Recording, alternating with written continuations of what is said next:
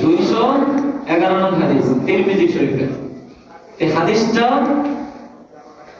অর্থ করে আমরা আলোচনা শেষ করব ইনশাআল্লাহ। অর্থাৎ 15টা অপরাধের কথা জেনেই আমরা আলোচনা শেষ করব ইনশাআল্লাহ। আমরা 15টা অপরাধ জানবো এবং আমরা যদি এই 15টা অপরাধের মধ্যে থাকি তাহলে আমরা এই 15টা অপরাধ থেকে তওবা করে কিনেব, মাঝে তওবা করে 15টা অপরাধ থেকে বিরত থাকব ইনশাআল্লাহ। عن أبي هريرة رضي الله تعالى عنه قال قال رسول الله صلى الله عليه وسلم إذا اتخذ البيع دولا এক নম্বর হচ্ছে মানুষ গরিবদের মাল নিজের সম্পদ মনে করবে, মানুষ রাষ্ট্রীয় মাল নিজের সম্পদ মনে করবে। রাস্তার জন্য বাজেট হয়েছে 2 কোটি টাকা, 1 কোটি টাকা। একটা ব্রিজের জন্য বাজেট হয়েছে 10 কোটি টাকা অথবা 5 কোটি টাকা। যখন এমপির কাছে এই টাকাটা আসছে অথবা দায়িত্বশীলদের কাছে এই টাকাটা আসছে, তখন এখান থেকে সে নিজের মনে করে 8 কোটি টাকা রেখে দেয়। 2 কোটি টাকা ইউনিয়ন চেয়ারম্যানের কাছে দেয় অথবা উপজেলা চেয়ারম্যানের কাছে দেয়। উপজেলা চেয়ারম্যানও এখান থেকে 2 কোটি টাকা থেকে 2 লক্ষ টাকা রেখে দেয় অথবা 3 লক্ষ টাকা রেখে দেয়। যখন উপজেলা চেয়ারম্যান থেকে ইউনিয়ন পর্যায়ের চেয়ারম্যানের কাছে যায়, তখন চেয়ারম্যান সাহেব এই 1 কোটি 80 লাখ টাকা থেকে সেও 2 লাখ টাকা রেখে দেয়। আস্তে আস্তে যখন এটা মেম্বারের কাছে যায়, মেম্বারের থেকে 1 লাখ টাকা 50,000 টাকা রেখে দেয়। যখন এটা কন্ট্রাক্টরের কাছে যায়, তখন কন্ট্রাক্টর এখান থেকে খায়। এলাকার খুচরা মুচরা পাতি নেতা আছে, তারাও আবার এখান থেকে খায়। খেতে খেতে খেতে খেতে শেষ পর্যায়ে মাত্র কত থাকে? 1 কোটি। তো 1 কোটি টাকা দিয়ে কোন রকম রাস্তা করে দেয়। কয় টাকা দিয়ে? 1 কোটি টাকা দিয়ে আপনার আমার জন্য হাঁটার জন্য কোন রকম রাস্তা করে দেয়। দেখায় আমি রাস্তা করতেছি, আমি জনসেবক। আমি কি জনসেবক? কোন রকম কি করে দেয়? রাস্তা করে দেয় যে আমি কি জনসেবক। যখন এই রাস্তা করে দেয়, তখন দেখা যায় 1-2 বছর 1.5 বছরের মাঝখানে দেখা যায় রাস্তা আস্তে আস্তে ফাটা শুরু করে। দেখা যায় সেই সুন্দর রাস্তাটা যেটা শুরু থেকে করেছিল, কত সুন্দর দেখা গিয়েছিল, তো দেখা যায় কি এখন সেই রাস্তা 1 বছরের মাথায় আস্তে আস্তে ফাটা শুরু করে। ইট নাই, বালু নাই, উপর দিয়ে চামড়া উঠে যায়। তাহলে আল্লাহ রাসূল সাল্লাল্লাহু আলাইহি ওয়াসাল্লাম বলেছেন, শেষ জামানায় এমন কিছু নেতা পাওয়া যাবে, এমন কিছু মানুষ পাওয়া যাবে যারা রাষ্ট্রীয় সম্পদকে নিজের সম্পদ মনে করবে, যারা রাষ্ট্রীয় মালকে নিজের সম্পদ মনে করবে। এলাকার চেয়ারম্যানের কাছে, এলাকার মেম্বারের কাছে অথবা কোনো দায়িত্বশীলদের কাছে 10টা ফ্যামিলির জন্য 10 বস্তা চাল আছে। কয় বস্তা? 10 বস্তা চাল আছে। আমানত হিসাবে 10 ফ্যামিলির মধ্যে এটা বন্টন করে দেওয়ার জন্য। তো ওই এলাকার প্রতিনিধি অথবা মেম্বার অথবা চেয়ারম্যান অথবা চেয়ারম্যানের কোনো পার্টি নেতা, পিএস পিএম যেটাই বলে, 10টা ফ্যামিলিকে ডাক দিয়ে 8টা বস্তা নিজের চোরার মধ্যে ঢুকিয়ে 2টা বস্তা 10টা ফ্যামিলির মধ্যে বন্টন করে দেয়। এজন্য আল্লাহ রাসূল বলেছেন, শেষ জামানায় যখন দেখবে তোমাদের মধ্যে মানুষেরা রাষ্ট্রীয় সম্পদ নিজের সম্পদ মনে করবে, মানুষদের সম্পদ নিজের সম্পদ মনে করবে, যদি এমন লোক দেখতে পাও, যদি এমন লোক দেখা যায়, তাহলে মনে করবা আল্লাহ এই এমন লোকের কারণে, এমন গুনাহের কারণে আল্লাহ পাক রব্বুল আলামিন 5টা গুনাহ দিবেন, 5টা আযাব দিবেন। কয়টা? 5টা। 2 নম্বর হচ্ছে ওয়াল আমানাতু মাকনামান। আপনার আমার কাছে অথবা কোনো মানুষের কাছে আমি আপনি অথবা আপনি আমার কাছে কোনো আমানত রেখেছেন, কথা হোক অথবা অর্থ হোক অথবা টাকা হোক, এই আমানত আমি আপনি ভালোমতো পালন করতেছি না অথবা পালন করিনি। কেউ আপনার কাছে 10,000 টাকা আমানত রেখেছেন অমুক দিনের জন্য, অমুক কয়েকদিনের জন্য, 1 সপ্তাহের জন্য, 1 মাসের জন্য। ভাই, আমার বাড়িতে এই টাকাটা রাখা উপযুক্ত জায়গা নেই অথবা রাখতে সমস্যা হচ্ছে, অথবা আমার কাছে থাকলে এই টাকাটা খরচ হয়ে যাবে, আমার এই 10,000 টাকা আপনি আমানত রাখেন। তো যার কাছে আমানত রেখেছে সে তার আমানতের খেয়ালত করে এই 10,000 টাকা তার একটা ব্যবসায়ের কাজে ইনভেস্ট করে ফেলেছে। অথবা কোনো ভাই অথবা কোনো বন্ধু আপনার কাছে একটা কথা আমানত রেখেছেন, একটা গোপন কথা, কোনো কারণবশত কোনো চায়ের দোকানে অথবা কোনো প্রয়োজনে আপনার সাথে তার সাথে একটু তর্ক বিতর্ক হয়েছে। তো আপনি কি করছেন? তার ওই আমানত রাখা কথাটাকে খেয়াল করে অন্যের কাছে প্রকাশ করে দিয়েছেন।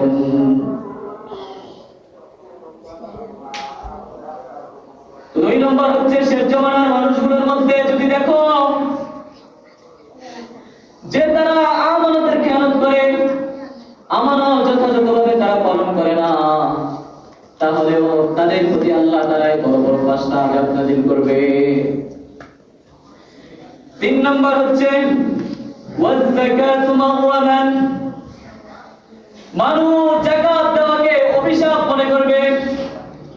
আল্লাহ রাসূল সাল্লাল্লাহু আলাইহি ওয়াসাল্লাম বলতেছে শেষ জামানার মানুষ তাদের উপর যাকাত ফরজ হলে গরীব দুঃখীদের মধ্যে গরীবদেরকে যাকাত দেওয়াটা সে অভিশাপ মনে করবে। যদি কোনো মানুষ তার কাছে যাকাতের জন্য যায়, যদি কোনো মানুষ তার কাছে সাহায্যের জন্য যায়, যদি মসজিদের কমিটি তার কাছে মসজিদের একটা কাজের জন্য যায়, তার দেওয়ার সাধ্য আছে, তার দেওয়ার ক্ষমতা আছে, কিন্তু সে তাদেরকে বলে তোমরা কি আমার কাছে পাবা নাকি? যদি কোনো লোক তার কাছে যাকাতের জন্য যায়, তাহলে ওই লোক তাকে ডাক দিয়ে বলে আমি কি তোমাকে যাকাত দেওয়ার জন্য ঠেকা নাকি? অথচ প্রতিটা মানুষের উপর যাদের সামর্থ্য আছে সামর্থ্য অনুযায়ী যাকাত দেওয়া কি ফরজ? কি ফরজ? সামর্থ্য অনুযায়ী প্রতিটা ব্যক্তির উপর, প্রতিটা মানুষের উপর, প্রতিটা দলের উপর যাকাত দেওয়া কি ফরজ? অথচ শেষ জামানার মানুষ এই যাকাত দেওয়াকে কি মনে করবে? অভিশাপ মনে করবে। কে বলে? আল্লাহ রাসূল সাল্লাল্লাহু আলাইহি ওয়াসাল্লাম বলেছেন শেষ জামানার মানুষ যাকাত দেওয়াকে নিজের উপর অভিশাপ মনে করবে। তার কাছে মানুষ যাকাতের জন্য গেলে, তার কাছে মানুষ সাহায্যের জন্য গেলে তাদেরকে ধমকি দিয়ে মেরে ধাক্কা দিয়ে বের করে দিবে। অর্থাৎ এমন লোক যদি আপনার আমাদের সমাজে থাকে তাহলে মনে করবেন এমন লোকের জন্যই আল্লাহ পাক রব্বুল আলামিন আপনার আমার সমাজে 5টা আযাব দিবেন। কয়টা? 5টা। 4 নম্বর হচ্ছে ওয়াতুআল্লিমা লিগাইরিদ্দিন, ওয়াতুআল্লিমা লিগাইরিদ্দিন। আল্লাহ রাসূল সাল্লাল্লাহু আলাইহি ওয়াসাল্লাম বলেন শেষ জামানায় যখন তোমরা দেখতে পাবে দ্বীনের শিক্ষা, দ্বীনি শিক্ষা, ইসলামী শিক্ষা বিস্তার আস্তে আস্তে মানুষের মধ্যে থেকে উঠে যাচ্ছে, মানুষের মধ্যে থেকে উঠিয়ে দেওয়া হচ্ছে। অর্থাৎ মানুষ সন্তান জন্ম নেওয়ার আগেই নিয়ত করে আমার সন্তানকে একটা ইউনিভার্সিটিতে পড়াবো, স্কুলে পড়াবো, আমার ছেলে অমুক হবে তমুক হবে, কিন্তু কেউ এটা ভাবে না আমার ছেলে একজন মুমিন হবে, আমার ছেলেকে একজন ইসলামিক স্কলার বানাবো, আমার ছেলেকে একজন ইসলামিক দায়ী বানাবো। শেষ জামানার মানুষগুলো এখন এটাই চিন্তা করে আমার ছেলে ম্যাজিস্ট্রেট হবে, আমার ছেলে পুলিশ হবে, আমার ছেলে আর্মি হবে, আমার ছেলে সেনাবাহিনী হবে, আমার ছেলে নেতা হবে, আমার ছেলে এত এত টাকা কামাবে, এত এত বাড়ি করবে। অধিকাংশ মানুষই আজকে সমাজের মধ্যে সকলেই চিন্তা করে আমার সন্তানকে মাদ্রাসায় পড়াবো না, যদি মাদ্রাসায় আমার সন্তানকে পড়াই তাহলে আমার বাড়ি হবে না, আমার অর্থ হবে না, আমার সন্তান ভালোভাবে খাইতে পারবে না, ভালোভাবে পড়তে পারবে না, আমার ছেলে ফুটানি করে চলতে পারবে না যদি মাদ্রাসায় পড়াই। কেউ চিন্তা করে না যদি আমার ছেলেকে মাদ্রাসায় না পড়াই, যদি দ্বীন শিক্ষা না দেই, তাহলে আমার ছেলে তো জান্নাত জাহান্নামে যাবে, আমার ছেলে তো পথভ্রষ্ট হবে, তার সাথে সাথে তাদের কারণে আল্লাহ তাআলা আমাদেরকেও জাহান্নাম দেবে। এটা কেউ চিন্তা করে না। তাহলে শেষ জামানার মানুষগুলো ছেলে সন্তানকে ইসলামিক শিক্ষায় শিক্ষিত করবে না। শেষ জামানার মা বাবারা নিজের ছেলে মেয়েকে ইসলামিক শিক্ষায় শিক্ষিত করবে না, কোরআনের শিক্ষায় শিক্ষিত করবে না। শেষ জামানার মানুষগুলো নিজের সন্তানকে, নিজের ছেলে মেয়েকে দুনিয়ায় শিক্ষায় শিক্ষিত করবে, যাতে কলমের খোঁচায় লক্ষ লক্ষ টাকা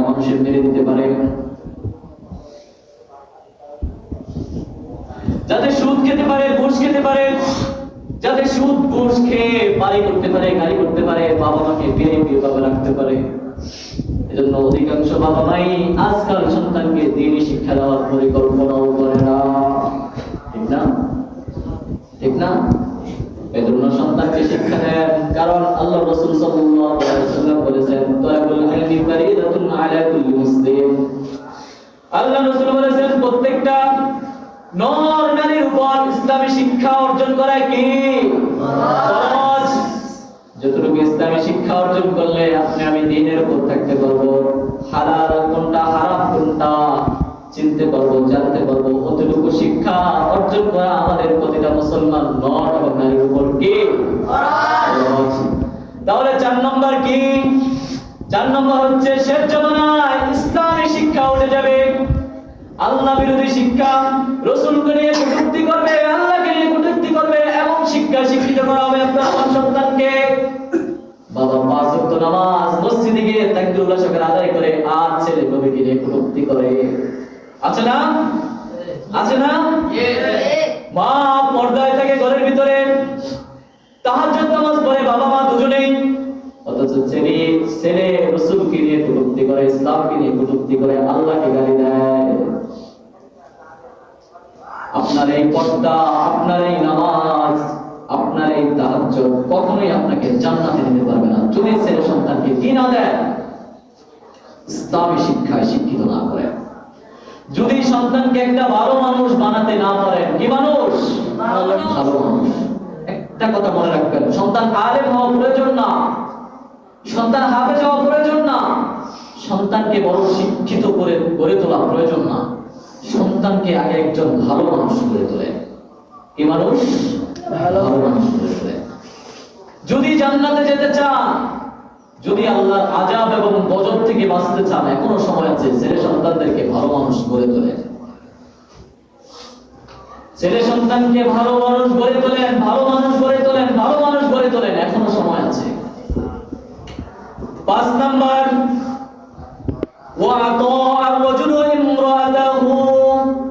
তর্জমা করব এটা।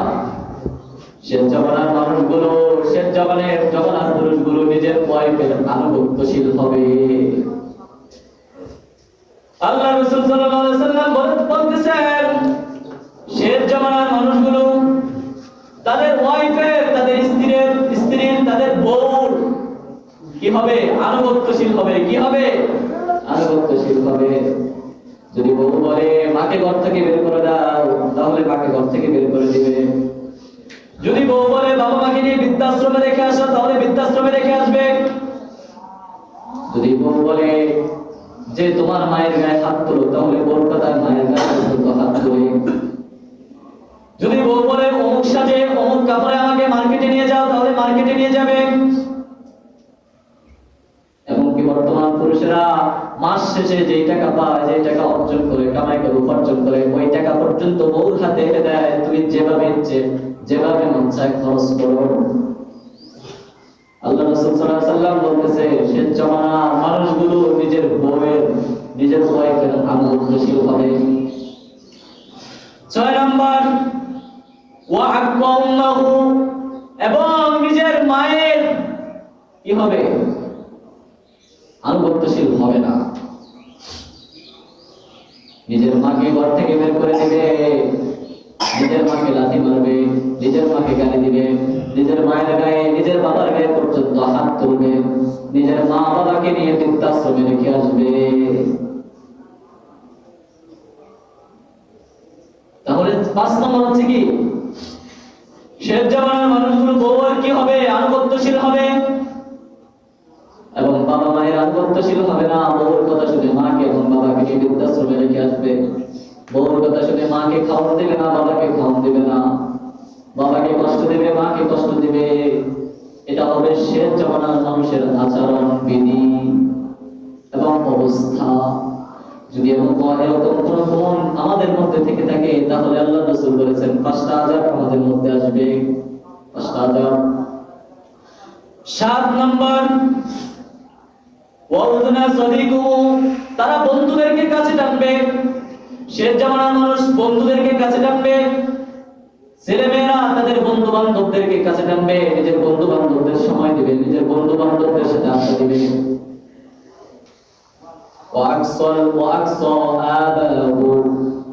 এবং নিজের মা বাবাকে দূরে ঠেলে দিবে। 7 নম্বর হচ্ছে নিজের বন্ধুকে কাছে টানবে। 8 নম্বর হচ্ছে নিজের বাবাকে দূরে ঠেলে দিবে।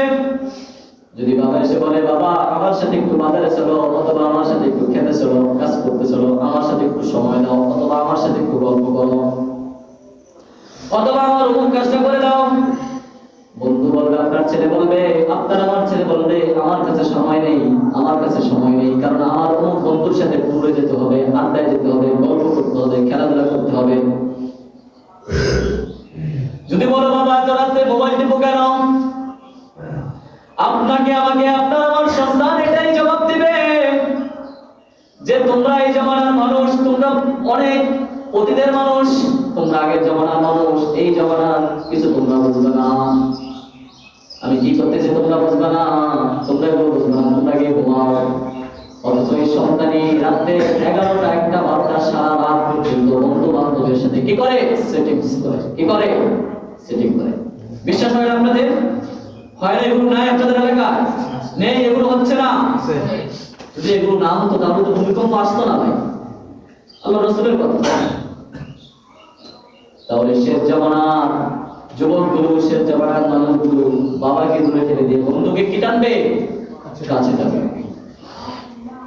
এটা হচ্ছে 7 এবং 8 নম্বর। 9 নম্বর হচ্ছে ওয়াজালাতিল আসওয়াতু ফিল মাসাজিদি। শেষ জামানার মানুষগুলো মসজিদের মধ্যে গিয়ে হট্টগোল করবে, ঝগড়া করবে, ফাসাদ করবে। হচ্ছে না আপনাদের এলাকা? আপনাদের সমাজের মসজিদের মধ্যে হয় না এগুলো? শেষ জামানার মানুষগুলো মসজিদের মধ্যে গিয়ে হট্টগোল করবে, ঝগড়া করবে, ফাসাদ করবে।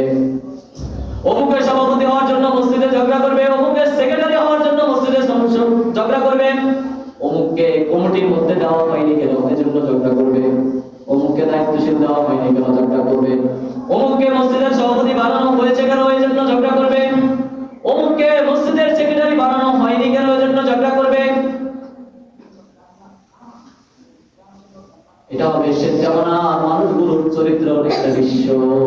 যখন এই সমস্ত চরিত্র আপনার আমার মধ্যে থাকবে, তাহলে আল্লাহ তাআলা কিন্তু আপনাকে আমাকে 5টা গজব অবশ্যই দিবে। তাহলে 10 নম্বর হচ্ছে, 9 নম্বর হচ্ছে শেষ জামানার মানুষগুলো মসজিদের মধ্যে কি করবে, হট্টগোল করবে, ঝগড়া করবে, মারামারি করবে, ফাসাদ করবে, চিল্লাচিল্লি করবে। অথচ আল্লাহ রাসূল সাল্লাল্লাহু আলাইহি ওয়াসাল্লাম নিষেধ করেছে মসজিদের মধ্যে দ্বীনি কথাও উচ্চ স্বরে বলা কিনা, ঠিক না কিনা? দ্বীনি কথাও উচ্চ স্বরে বলা, উচ্চ আওয়াজে বলা কিনা, ঠিক না? এজন্য মসজিদের মধ্যে কেউ হট্টগোল করবেন না, ঝগড়া করবেন না, মারামারি করবেন না, ফাসাদ করবেন না। মসজিদের মধ্যে কেউ কি করবেন না, ঝগড়া করবেন না। 10 নম্বর হচ্ছে ওয়াসাদাল কবিলাতা ফাসিকুহুম। শেষ জামানার মানুষগুলোর মধ্য থেকে, গোত্রের মধ্যে, সমাজের মধ্যে, ওয়ার্ডের মধ্যে, ইউনিয়নের মধ্যে ফাসিক, গুনাহগার, গুনাহগার মানুষদের মধ্য থেকে কি হবে, নেতা হবে, দায়িত্বশীল হবে, কি হবে, নেতা হবে। শেষ জামানার গোত্রের মধ্যে ফাসিক মানুষগুলো নেতা হবে, মূর্খ মানুষগুলো নেতা হবে, সুদখোর মানুষগুলো নেতা হবে, ঘুষখোর মানুষগুলো নেতা হবে, জুলুমকারী ব্যক্তিগুলো নেতা হবে শেষ জামানার মধ্যে। কি ঠিক না? আল্লাহ রাসূলের হাদিসের কথাগুলো মিলে যাচ্ছে না? যে কথাগুলো আল্লাহ রাসূল সাল্লাল্লাহু আলাইহি ওয়াসাল্লাম 1400 বছর আগে বলে গিয়েছেন, সেগুলো এখন পয়েন্টে পয়েন্টে কি যাচ্ছে, মিলে যাচ্ছে। কোন সৎ লোক, কোন সৎ নেতা কি আছে এখন পাওয়া যায়? এজন্য ভাই আপনাকে আমাকে নেতা নির্বাচন করার সময়, নেতা নির্ধারণ করার সময় অবশ্যই সৎ লোককে নির্ধারণ করতে হবে। কোন অসৎ লোককে নেতা হিসেবে নির্ধারণ করবেন না, কোন ফাসিক লোককে নেতা হিসেবে নির্ধারণ করবেন না, কোন সুদখোর ঘুষখোরকে নেতা হিসেবে নির্ধারণ করবেন না। যদি কোন সুদখোর ঘুষখোরকে নেতা হিসেবে নির্ধারণ করেন, তাহলে আপনার আমার হক, রাষ্ট্রীয় সম্পদ, আপনার আমার সম্পদ মেয়েকে বিদেশে কি করবে, পাচার করবে। হচ্ছে না এরকম আপনাদের এলাকার? আপনাদের এলাকার মানুষ ভালো হতে পারে, কিন্তু আমাদের এলাকার না। তাহলে শেষ জামানার গোত্রের নেতাগুলো হবে ফাসিক, মূর্খ, গুন্ডা, অত্যাচারী, জুলুমকারী। এরকম নেতা হবে শেষ জামানার গোত্রের মধ্যে, সমাজের মধ্যে, ওয়ার্ডের মধ্যে, ইউনিয়নের মধ্যে, রাষ্ট্রের মধ্যে। এরকমই দেখা যাচ্ছে মূর্খ লোকগুলোই আজকে কি হচ্ছে, নেতা হচ্ছে। মূর্খ লোকগুলোই এলাকার মেম্বার হচ্ছে, মূর্খ লোকগুলোই চেয়ারম্যান হচ্ছে, মূর্খ লোকগুলোই এমপি হচ্ছে, মন্ত্রী হচ্ছে, রাষ্ট্রের দায়িত্বশীল হচ্ছে। মূর্খরাই, যারা সুৎখোর, ঘুষখোর, ফাসেক, কখনো আল্লাহকে গিয়ে পশ্চিম দিকে সেজদা পর্যন্ত দেয় না, এরাই কি হয়, রাষ্ট্রীয় দায়িত্বশীল যায় এরাই। তাহলে 10 নম্বর হচ্ছে আল্লাহ রাসূল সাল্লাল্লাহু আলাইহি সাল্লাম বলেন শেষ জামানায় গোত্রের মধ্যে গোত্রের নেতা হবে ফাসিক, সুৎখোর, ঘুষখোর। 11 নম্বর হচ্ছে ওয়াকানা সাইবুল কওমি আরসালাহুম وقال سائر القوم أرسلهم। শেষ জামানার কওমদের লোকগুলো পাপাচারী হবে। কি হবে? পাপাচারী হবে, গুনাহগার হবে, মানুষের হক মেরে খাবে, মানুষের হক নষ্ট করবে, মানুষের উপর জুলুম করবে, মানুষের উপর অত্যাচার করবে, মানুষকে কষ্ট দিবে। 12 নম্বর হচ্ছে ওয়াকরিমান রাজুলু মাখাফাতা শাররিহি ওয়াকরামান রাজুলু মাখাফাতা শাররিহি। শেষ জামানার মানুষেরা, শেষ জামানার লোকেরা, শেষ জামানার আমরা, যারা ক্ষমতার দিক দিয়ে দুর্বল, যারা অর্থের দিক দিয়ে দুর্বল, যারা শক্তির দিক দিয়ে দুর্বল, এরা যারা শক্তিশালী আছে তাদের ভয়ে তাদেরকে সম্মান করবে। অর্থাৎ শেষ জামানার লোকেরা অযোগ্য মানুষদেরকে সম্মান দিবে, মূর্খ মানুষদেরকে সম্মান করবে, শিক্ষিত মানুষদেরকে কি দিবে না, সম্মান দিবে না, ওলামায়ে কেরামকে সম্মান দিবে না। ভয়ে ভয়ে ভয়ে, অত্যাচারের ভয়ে, জুলুমের ভয়ে, নির্যাতনের ভয়ে মূর্খ লোকদেরকে কি দিবে, সম্মান দিবে। তার মেয়ে স্কুলে পড়ে, কতগুলো বকাটে ছেলে সবসময় বাইক নিয়ে রাস্তার আশেপাশে থাকে, তো তার মেয়েকে সেফটি রাখার ভয়ে ওই যুবকগুলোকে সালাম দিয়ে যেতে হয়, অথচ কিন্তু মন থেকে না। যদি সে মারা যায় তাহলে আলহামদুলিল্লাহ বলে প্রত্যেকেই। এজন্য শেষ জামানায় কখনো মানুষ যোগ্যতার বলে কাউকে সম্মান দেয় না। শেষ জামানার মানুষগুলো দেখা যাচ্ছে এরকম বর্তমানে যে তার ক্ষমতার ভয়ে, তার হাত থেকে বাঁচার ভয়ে, তার নির্যাতন থেকে বাঁচার ভয়ে তাকে সম্মান করে। ঠিক না? ঠিক না? এরকম হচ্ছে না? এরকম হইতেছে না? হচ্ছে। 13 নম্বর ওয়াজহারাতিল কায়নাত ওয়াল মাআজিফ। শেষ জামানার মানুষগুলো গায়িকা, নায়িকা, নর্তকীদেরকে সম্মান দিবে। গায়িকা, নায়িকা, নর্তকীদেরকে এনে স্টেজ মাতাবে। গায়িকা, নায়িকা, নর্তকীদেরকে নিয়ে মিডিয়াতে কি করবে, প্রচার প্রসার করবে। কি করবে? প্রচার প্রসার করবে গায়িকা, নায়িকা, নর্তকী এবং পতিতাদের নিয়ে। অথচ প্রতিটা বছর বাংলাদেশের হাফেজে কোরআনরা, মাদ্রাসার ছাত্ররা প্রতি বছর বাংলাদেশকে বিশ্ব মঞ্চে কি করে, বাংলাদেশের পতাকা, প্রতি বছর বাংলাদেশের হাফেজে কোরআনরা, মাদ্রাসার ছাত্ররা, মাদ্রাসার তলাবা এলেমরা প্রতি বছর বাংলাদেশের পতাকাকে বিশ্বে কি করে, পদোন্নতি করে। অথচ তাদের কোনো মিডিয়ায় কি নয়, প্রচার প্রসার নাই। তাদেরকে কখনো রাষ্ট্রীয় সম্মাননা দেওয়া হয় না, রাষ্ট্রীয়ভাবে কখনো তাদেরকে সম্মান দেওয়া হয় না, হেল্প করা হয় না। অথচ বাংলাদেশে পর্যন্ত 99% মুসলমানের দেশে পর্যন্ত গায়িকা, নায়িকাদের রাষ্ট্রীয় সম্মাননা দেওয়া হয়, রাষ্ট্রীয়ভাবে তাদেরকে সেফটি দেওয়া হয়। এটা হলো আমাদের বাংলাদেশের অবস্থা। তাহলে শেষ জামানা গায়িকা, নায়িকা, পতিতাদেরকে নিয়ে মিডিয়া করবে, মিডিয়াতে প্রচার প্রসার করবে এবং মানুষ তাদেরকে কি দিবে, সম্মান দিবে। কি দিবে? সম্মান দিবে।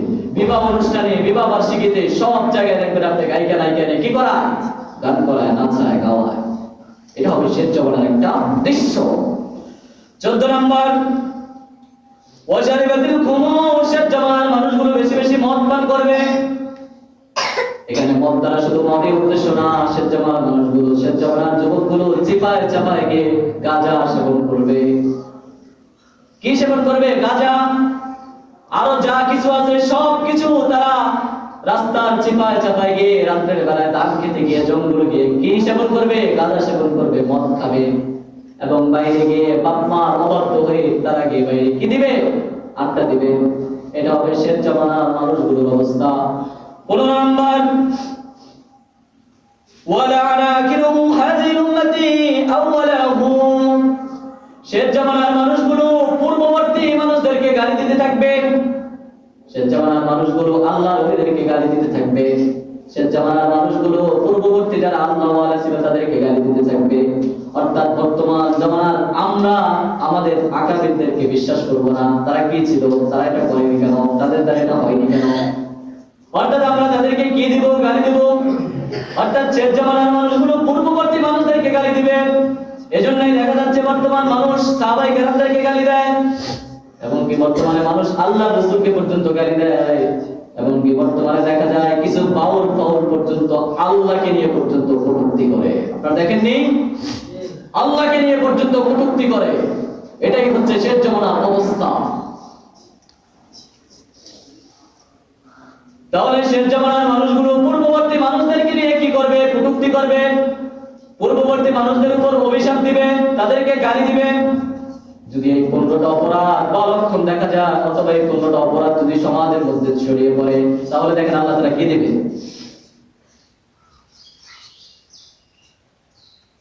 وقذف آية وزلزلتها خسفا, আল্লাহ তাআলা ভূমিকম্প দিবে, কি দিবে, এক মিনিট করে দিচ্ছি। আল্লাহ তাআলা কি দিবে, ভূমিকম্প দিবে। যদি এই 15টা অপরাধ, এই 15টা গুনাহ আমাদের মধ্যে ছড়িয়ে পড়ে, তাহলে আল্লাহ তাআলা কি দিবে, ভূমিকম্প দিবে। ওয়ামাসখান ওয়াকযাফান আয়াতিন, একটার পর একটা আল্লাহ একটার পর একটা আযাব নাযিল করতেই থাকবে, একটার পর একটা আযাব দিতেই থাকবে। এখন ভূমিকম্প, কয়দিন পরে দেখবেন বৃষ্টি হচ্ছে, অগ্নিখণ্ড আকাশ থেকে পড়তেছে, তুফান হচ্ছে, করোনা হচ্ছে, এক একটা পর এক একটা আযাব আল্লাহ তাআলা দিতেই থাকবে। কি রকম আযাব দিবে সেটা আল্লাহ তাআলা বলতেছে। তানাবাআ কানিদা নিবালিন কুতিয়া বিসসিলহু ফাতাতাবাআ, আল্লাহ তাআলা বলতেছেন পুতির মালা যেমন গাছে সুতিটা যখন ছিঁড়ে ফেললে পুতির সবগুলো মালা যখন নিচে পড়ে যায়, এরকম ভাবে যখন এই 15টা গুনাহ আমাদের মধ্যে বিস্তার হয়ে যাবে, ছড়িয়ে পড়বে, পুতির মালার মতো আল্লাহ তাআলা আসমান থেকে আযাব নাযিল করতেই থাকবেন, নাযিল করতেই থাকবেন, নাযিল করতেই থাকবেন। নাউযুবিল্লাহ। তাহলে এই 15টা আযাব যদি আমাদের মধ্যে দেখা যায়, এই 15টা আযাব যদি আমাদের মধ্যে থাকে, এই 15টা গুনাহ যদি আমাদের মধ্যে থাকে, তাহলে আল্লাহ তাআলা আমাদেরকে এই সমস্ত আযাব দিবে। এজন্য আমরা এই 15টা গুনাহের কথা জানছি, শুনছি, এবং এই 15টা গুনাহ আমরা নিজের অন্তরের মধ্যে ধারণ করি। এবং আমার আপনার মধ্যে যদি এই 15টা গুনাহ থাকে, তাহলে এখনই তওবা করে নেই, আমরা আর এই 15টা গুনাহের মধ্যে লিপ্ত হব না। আমরা এখন থেকে তওবা করি, আর আমরা এই 15টা গুনাহের মধ্যে লিপ্ত হব না। এবং যদি সমাজে অথবা বাড়িতে অথবা এলাকায় কোনো মানুষকে 15টা গুনাহের মধ্যে লিপ্ত হতে দেখেন, তাহলে তাদেরকে বাধা দিবেন, প্রতিহত করবেন, তাদেরকে এই গুনাহ থেকে পৃথক রাখার কি করবেন।